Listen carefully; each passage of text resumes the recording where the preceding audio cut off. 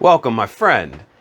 How the quantum eraser rewrites time, what it means for the nature of consciousness and the nature of reality. And be sure to watch until the end, because we're going to go over the experiment, but more importantly, we're going to, at the end, look at the conclusion, the results of the experiment, and then extrapolate from that to go over the nature of reality, the nature of consciousness, how things like manifesting work.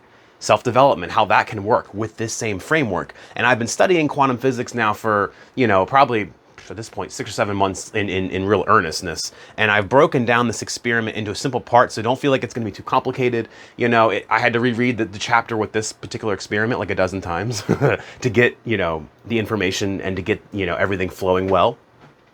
But let's just go ahead and jump into it, because this experiment is incredibly interesting in what it shows us. It shows us, like all quantum phenomenon, the act of observing. Observer affects observed. Quantum phenomenon reacts directly to how we choose to observe it. Now, if I quote quickly the physicists who set up this experiment, and this experiment is called the delayed choice experiment, but it has a flashier name. It's called the quantum eraser. But the physicist that wrote this, created this experiment says, nature at the quantum level is not a machine that goes its inexorable way. Instead, what answer we get depends on the question we put, the experiment we arrange, the registering device we choose, how we choose to observe the phenomenon. We are inescapably evolved in bringing about that which appears to be happening. Last line one more time. We are inescapably evolved in bringing about that what appears to be happening, right? As we say about the law of correspondence, the mirror principle, everything in this reality is a reflection of you. Everything in this reality is a reflection of your perception and how you choose to perceive reality. And quantum experiments are showing us this time and time again. Now let's dive into it.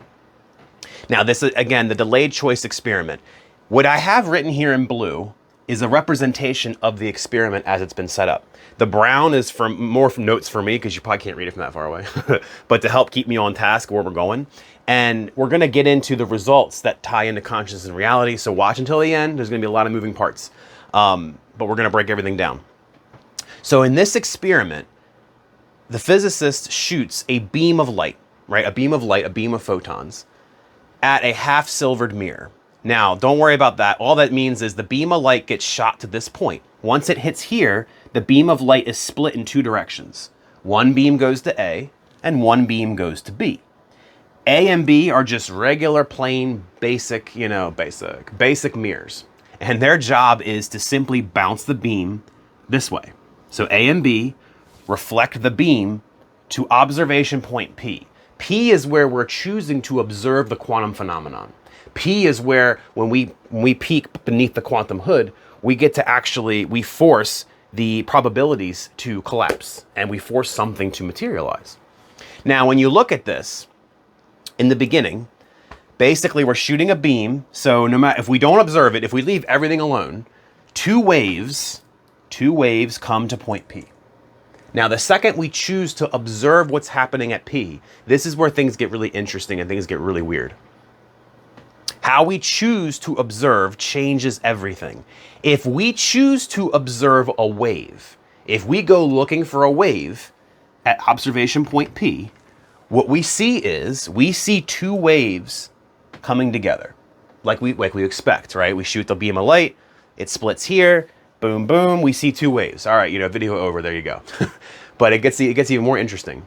Understand, before we get to the next point, it takes time. It takes linear time for the beams, after they split here, to bounce and come here. What this means is, whatever we choose to do here, if things change based on what we're doing at point P, then upon the surface level, it quite literally looks like we are going back in time. Because if the phenomenon changes after it's bounced off the mirror, doesn't that mean that we've gone back in time and changed something? Well, we're going to get into that later too. So at observation point P, if we, instead of looking for waves, if we instead look for a particle, and the way we look for a particle is we put a particle detection device here and a particle detection device here. Well, when we do that, when we insert particle detection devices, something incredibly interesting happens. We only see a photon coming from either A or B. we don't see them coming from A and B. The second we look for a photon, the second we look for a particle, we only see a photon coming from A or B randomly. It's almost like instead of being split into two beams, now each individual photon is choosing to go this way or this way. Think about it like a line of people, right? And each person decides, I'm going to choose A, I'm going to choose B.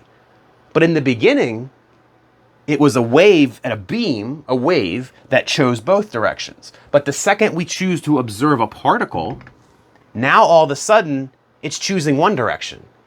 And that might not seem very revolutionary to you at first, but remember, this is happening later in time. The beam has already split and is going down both pathways by the time the researcher puts the particle counter here. So, and this is kind of the mind-blowing moment for me when I first started reading this. So, by the researcher putting particle counters in, effectively, they're already traveling. So now, retroactively in time, they are now, the photons are now picking one pathway instead of picking two. So how the researcher chooses to observe the quantum phenomenon, whether he looks for a wave or a particle, dictates what happens here, even though this has already happened in time by the time he's putting something here. This, my friends, is the rewriting time part. On the surface, if we use classic Newtonian physics, it would very much, imagine we had tennis balls and we had two tennis balls going in the air. And the second he puts a particle counter, one tennis ball disappears and only the other one exists. That was what would be happening in classic Newtonian physics, and it would look very friggin' weird if we saw that. But this is quantum physics. It's not how, this works a whole different way. Now, here's why it actually doesn't rewrite time from one perspective, and it does rewrite time from another perspective. Again, we're seeing this theme. Observation, perspective changes everything. How we choose to observe this system, how we choose to observe things, quite literally forces reality to manifest itself in a different way. So from a classical physics perspective, it is rewriting time. It's going back in time quite literally and changing what's happening. From a quantum physics perspective, it's not rewriting time. And now let's dive into that. What's really happening here, when we're shooting this beam of light at this mirror, and this mirror is splitting off, this beam is splitting off into two directions, because we're not observing it, when we don't observe things in the quantum realm, they become a packet. You could think of it as a packet of possibility. You can think of it as this kind of unseen blob of probability. There's a whole probability wave and a whole chart we could draw that shows the probability of what could happen when it decides to collapse and manifest. So when we are allowing it to be a wave and not seeing a particle, it's just two probability clouds that are bouncing. And then when we observe it as a wave, it's perfectly fine. When we observe it as a wave, for it to have gone down both places, because when it recombines, we see it as a wave. Now, when we choose to observe it as a particle, right, like a video game, like a computer program, we are now calling a function to say, hey, I'm looking for a particle. Well, that forces the probability packets to pick one or the other. Now, here's the really thing. This signal that gets sent, when we choose to look at it as a photon, and it starts to come here and it gets to this part, it has to manifest. It has to collapse. It has to pick a probability, and that photon has to exist somewhere in reality. Why? Because we're looking for it, like a video game. When you turn around, none of that stuff is rendered behind you in a video game. None of the graphics are there. Until you turn your camera, then all of a sudden the game renders what's there. Well, the universe works in a kind of a similar way, which is interesting to simulation theory. But when we choose to observe a photon, what happens is, in the quantum realm, somehow, some way, this massive computer runs a calculation, and it chooses this way or this way. Which way does the particle go? Which way does the photon exist? Well, it chooses here, for example, a photon here. So the photon's going to come down. We're going to see it here. The second it chooses this, a signal is sent in the ether somehow to terminate this other quantum possibility wave. Why? Because if the photon's here, it can't be here. It wouldn't work. And when we put this signal here, we send the first signal, the first non-local signal, to these two probability packets. Then one of them will pick where the photon's going to be. The other one collapses. But here's the trick. This happens in what's called non-local communication. This communication happens faster than the speed of light. Now that may seem surprising. How is that faster than the speed of light? This is why Einstein did not like quantum physics, because he began to realize there are signals in the quantum world that are traveling faster than the speed of light. Spooky action at a distance. These things are happening non-local. Non-local meaning the signal is not being sent through this time-space continuum. Some mysterious way, a signal is being sent between these two probability packets, these two probability fields, that I'm going to be a photon and this one needs to go away, basically. And that is happening faster than the speed of light. Non-local communication. So when we look at it in this way, there is no paradox, right? If we look at it through the quantum lens, there is no paradox. It's solidifying. If we look at it through a local Newtonian physics, where the signal has to be sent through space and time, there's a paradox. There's no way that this signal can be sent faster than the speed of light to here. You know what I mean? To make the decision. And it already happened in time anyway. Now, that's a whole lot of science and quantum physics, but to get to a more fundamental truth of the nature of reality, observer affects observed. How we choose to perceive the reality around us quite literally changes the reality around us. That's what this experiment tells us. It tells us a lot about the nature of consciousness, the nature of reality. Reality is a lot friggin' weirder than we give it credit for.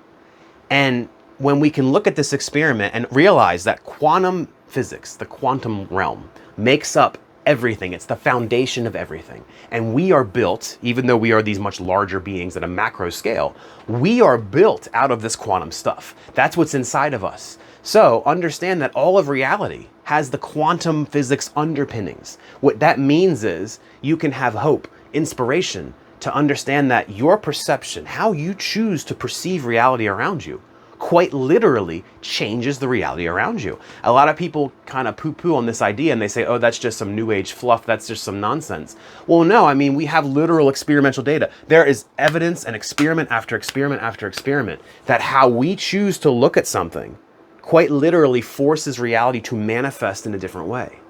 And why wouldn't that scale up to our greater lives, right? If we go out looking for scary things, if we go out looking for fear, we're looking for anger, looking for darkness, looking for resentment, frustration, have you noticed when you're in those states, that's all life seems to bring you. However, flip it around. When you're in love, when you first fell in love with someone, how wonderful life was and how great it was. And when you were with that person, oh, the air smelled better. The sun looked better. The clouds were clear. Food tasted better, right?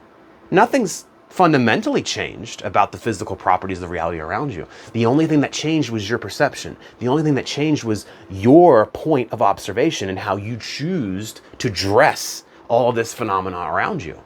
So take heart, my friends. If you change the way you look at things, the things you look at change. Wayne Dyer.